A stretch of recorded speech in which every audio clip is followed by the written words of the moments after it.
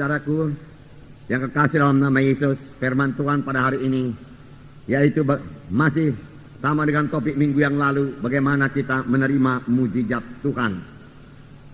Tentunya banyak di antara kita rindu akan mujizat Tuhan. Banyak di antara saudara perlu mujizat Tuhan. Amin, saudara. Ya. Mujizat Tuhan terjadi kalau Tuhan menjawab doa kita. Dan mujizat Tuhan terjadi, saudaraku, di luar daripada pikiran kita. Tidak bisa kita analisa dengan pikiran kita. Penyakit-penyakit disembuhkan Tuhan merupakan mujizat Tuhan. Persoalan-persoalan yang diselesaikan Tuhan merupakan mujizat-mujizat Tuhan. Nah, saudaraku, barangkali banyak di antara kita, saudaraku, yang membutuhkan tangan Tuhan langsung menjamah kita, sehingga mujizat Tuhan berlangsung bagi kita. Bukalah hati saudara. Firman Tuhan ya dan amin. Firman Tuhan tetap berkuasa. Tuhan yang berjanji itu setia. Dia pasti menepati janjinya sepanjang kita percaya kepada janji Tuhan tersebut. Firman Tuhan ini dituliskan bagi kita supaya kita percayai, supaya kita beriman pada firman Tuhan ini, supaya kita terima firman Tuhan ini, supaya ucapan kita seturut dengan firman Tuhan. Kita mengakui firman Tuhan dalam hidup kita dan kita mempraktekkan dan kita bertindak seturut dengan firman Tuhan dalam hidup kita, maka kita akan menerima mujizat Tuhan di dalam hidup kita, saudaraku. Boleh jadi saudara memiliki persoalan penyakit. Sudah berapa lama saudara sakit dan belum sembuh juga. Hari ini saudara pandang kepada Tuhan Yesus. Pegang janji-janji Tuhan. Tuhan yang berjanji itu setia. Tuhan berkata, oleh bilur-bilurku engkau sudah sembuh. Berarti oleh bilur-bilur Yesus kita sudah sembuh, saudaraku. Saudara boleh jadi persoalan keluarga, saudaraku. Saudara dengan pikiran manusiawi kelihatannya tidak ada jalan keluar. Firman Tuhan berkata tidak ada yang mustahil bagi Tuhan. Tuhan memiliki jalan keluar yang sangat bijaksana. Bersandarlah kepadanya, memandanglah kepadanya, percayalah, mohon hikmat daripada Tuhan. Maka Tuhan akan memberikan jalan keluar atas persoalan saudara. Boleh jadi persoalan-persoalan keuangan, saudaraku. Hingga saudara sendiri sudah merasa malu akan persoalan keuangan tersebut. Saudara mohon lagi pertolongan Tuhan, mohon hikmat daripada Tuhan. Apa yang saudara perbuat, Tuhan akan memberikan jalan keluar, saudaraku, atau persoalan-persoalan lain yang secara manusiawi sudah rasanya tidak mungkin buat diselesaikan. Tuhan kita mempunyai mujizat. Saudara, pekerjaan Tuhan itu ajaib adanya. Kelahirannya ajaib, perkandungannya ajaib, saudaraku. Pelayanannya ajaib. Dan sampai sekarang dia masih melayani. Dia tidak berpangku tangan. Dia masih mendengarkan doa kita. Dia masih menjawab doa kita, saudaraku. Pelayanannya ajaib. Kematiannya ajaib, saudaraku. Kebangkitan dari kematian ajaib. Kenaikannya ke sorga ajaib. Dan dari sorga dia melayani dan mencurahkan Roh Kudus juga ajaib. Semua tidak bisa diterangkan dengan akal manusia. Itulah dia Tuhan kita, Tuhan Yesus. Tuhan yang hidup, Tuhan yang ajaib, Tuhan yang berkuasa. Tidak ada kuasa yang lebih besar daripada kuasa Tuhan Yesus, saudaraku. Nah, saudaraku, hari ini buka hati saudara. Terima firman Tuhan ini. Percayai mujizat Tuhan terjadi dalam hidup saudara. Karena firman Tuhan saudara dengarkan pada hari ini adalah firman Tuhan yang tidak berubah, saudaraku. Banyak orang telah menerima mujizat Tuhan. Dari kesaksian-kesaksian tiap-tiap minggu dalam berita iman, saudara melihat bagaimana kuasa Tuhan bekerja dalam hidupnya. Bagaimana Tuhan mengobatkan hidupnya. Tidak terkecuali bagi saudara juga yang membutuhkan mujizat Tuhan pada hari ini. Kita akan membaca Yosua pasal 6 ayat 1 sampai 20. Ini sambungan dari Yosua pasal 3 yang kita baca minggu yang lalu. Bukalah Alkitab saudara, Yosua pasal 6 ayat 1 sampai 20. Kita baca bersama-sama. Dalam pada itu, Jericho telah menutup pintu gerbangnya. Telah tertutup kota itu karena orang Israel. Tidak ada orang keluar atau masuk.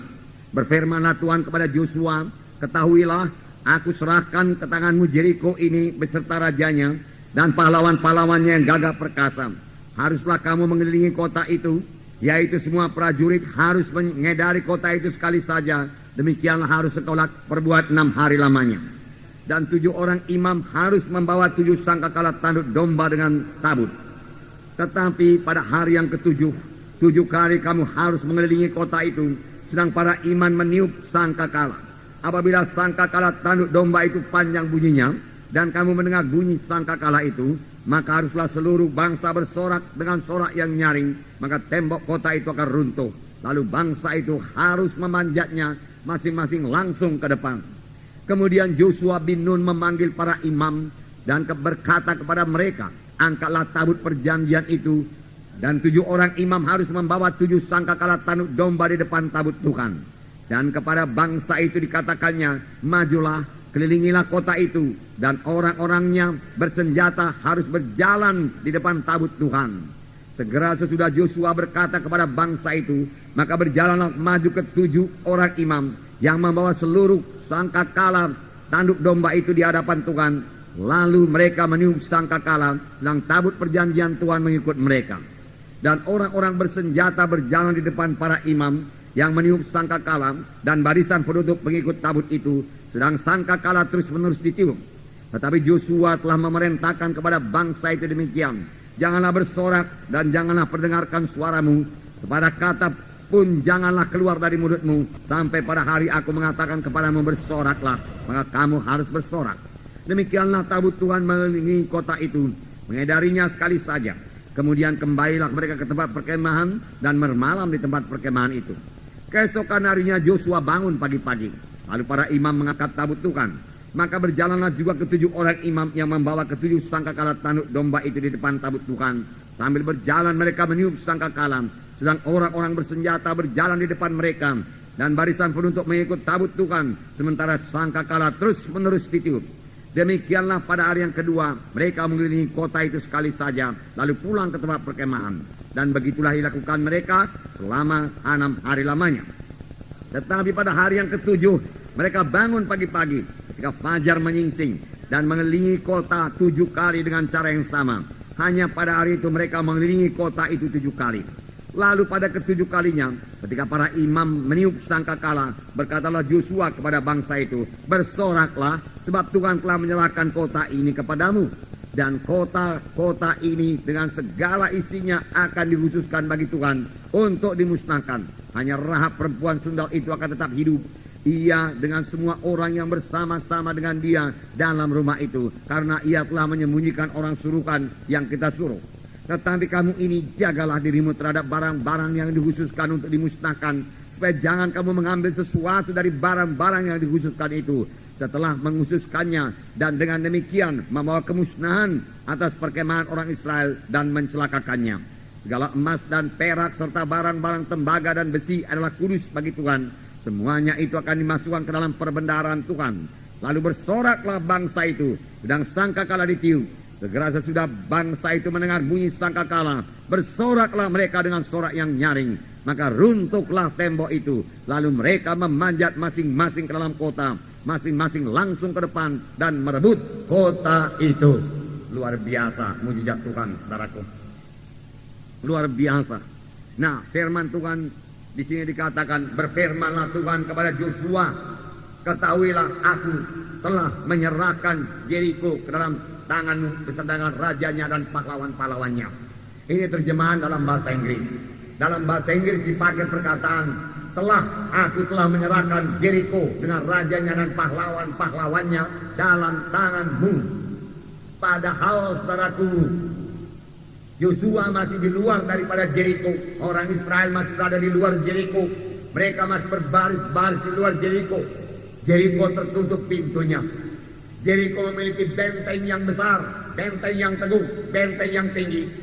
Saudara, jadi menurut pikiran manusia, saudaraku, seperti laporan daripada 10 pengintai itu, bentengnya sampai ke langit dan tidak bisa mengalahkannya, itu benar. Tetapi kali ini, saudaraku, bangsa Israel maju dengan iman. Kali ini mereka maju dengan memegang perjanjian Tuhan.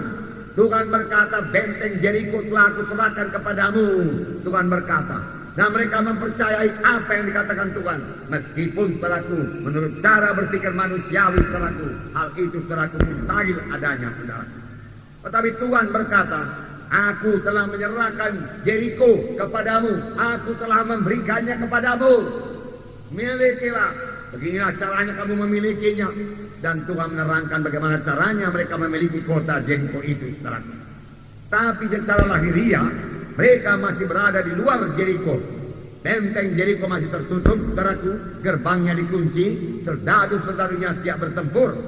Tetapi inilah dia cara Allah bekerja, saudara. Biarlah kita mempercayainya.